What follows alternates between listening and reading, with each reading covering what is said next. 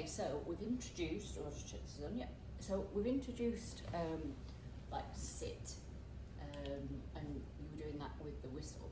So we can use sit for sit, the word sit for sit as well, and you're going to always start with sit before you introduce the whistle, because that's like the natural progression, isn't it? You want to be able to use both as well, because obviously you're in the house.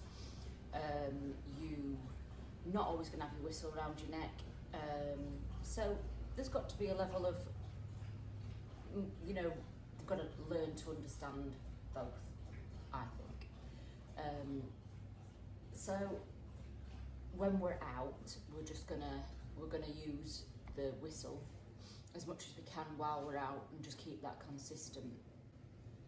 So we're just going to progress that on a little bit, and the best place to start is always in the house. Start everything that you're always going to introduce, you start in the house. Nice and quiet, nothing about, not a great deal of space, it's safe. And then what you do is you sort of like progress that on to your garden, and then from your garden you'll go to like a quiet park, a little bit more space, etc, etc.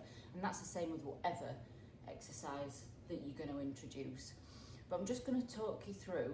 Obviously, we're doing the sit and wait for the food bowl. So you're going to put the food bowl down, and you know, keep on with that every single day. And you're going to increase the time, and don't be afraid to let them sit for 30 minutes, 20 minutes. Put the food down while you eat your tea, and then let them have it at the end. Vary it a little bit so that they're not always waiting for a set you know, amount of time or a set things to happen. So that's something that you're gonna carry on with in the house. But this little exercise is just something to progress that on a little bit. Okay, so we've got a high value reward for when we're training. It's best not to use like their everyday food, kibble, that sort of thing. So that this is something reserved for actually cooked chicken here, and I've got my dog. So let's talk about sit. So let's talk about balls and toys as well, which is another thing that I see quite often. Personally, for me, I don't leave toys, balls and things laying around, because then that sort of, in my mind, makes it an everyday item. It's not a reward, it's not a treat. The ball, the food, however your dog is motivated for whatever that is, it would be like leaving food out all the time. If you leave your bowl of food out all the time, your dog just picks and chooses when it wants to eat, when it feels hungry, and you're leaving that up to them to decide what it is, when they eat, when they play, when they whatever.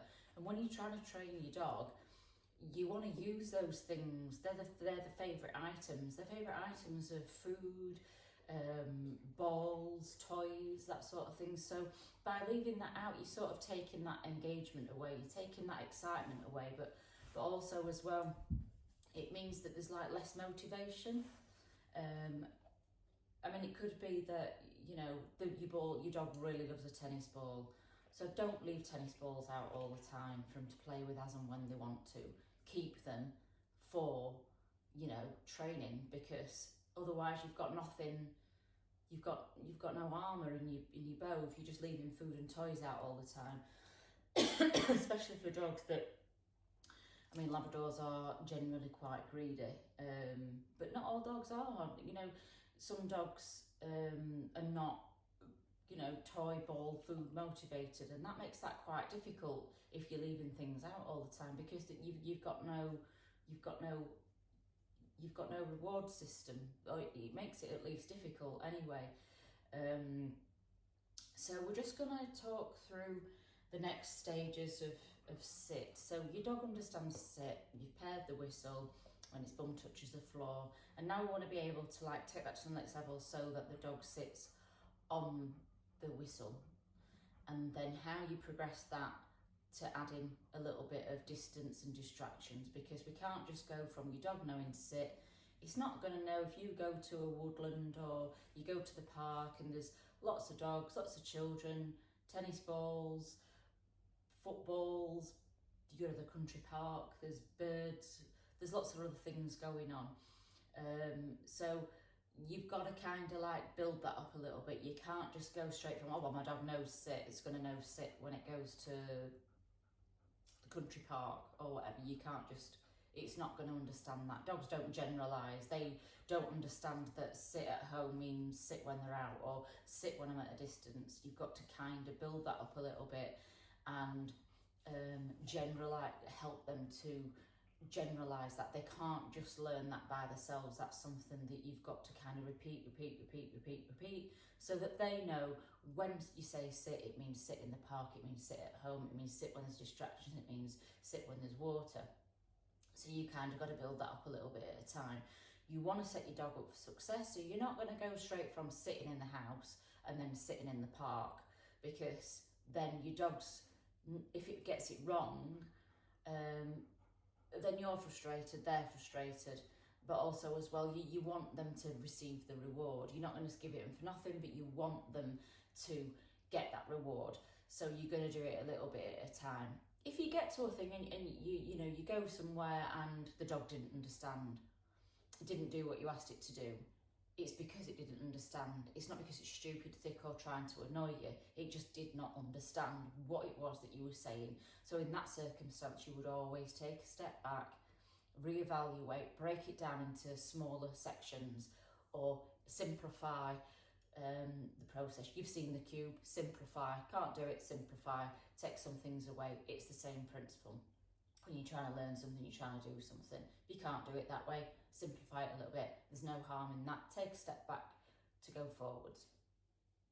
So we've got us dog, we've got us chicken, we've got a ball as well. So I know some dogs are more motivated by a ball, and that's probably something that you'd be able to do outside a lot easier than on this shiny floor. So we're going to just stay with the treats for now. She's absolutely bored to tears, sat waiting for me to do something. So we're going to make a sit. I'm going to get her into the sit position, and then we're going to add a little bit of distance first.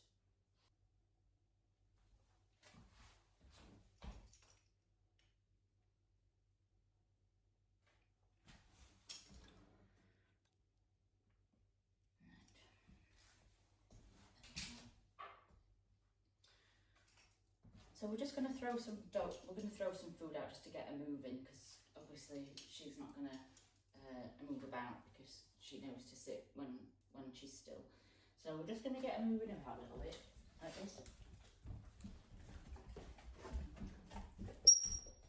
You can put your arm in the air, like this.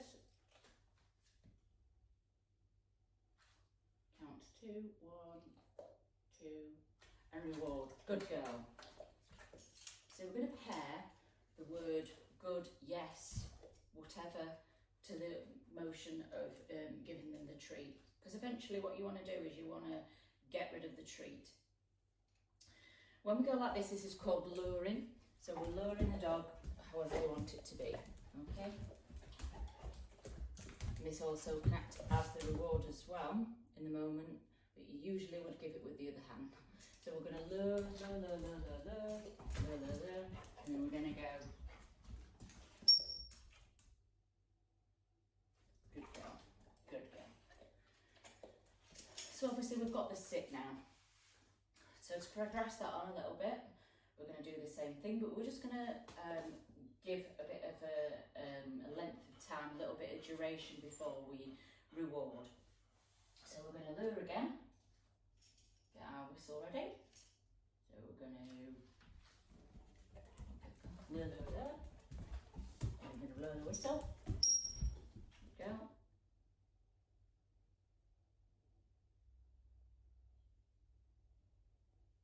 Good girl. Okay. So then you're adding a little bit of duration before you're giving the reward. And then the next step to that is you would add some distance. Okay, so we're going to go again. Got our whistle ready. And if she knows the whistle's from her mouth, then I've got food, so she's going to sit. So we're going to have to lure her again. So we're going to go la la la la la la. Okay. Yeah. Okay.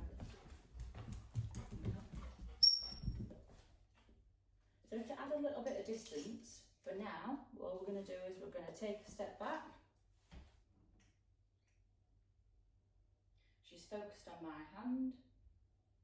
If your dog moves, you're going to pick it up and you're just going to put it back and you're going to go again. And then we're going to wait.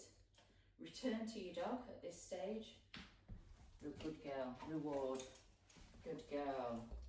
So that's how we're going to progress the sit and wait.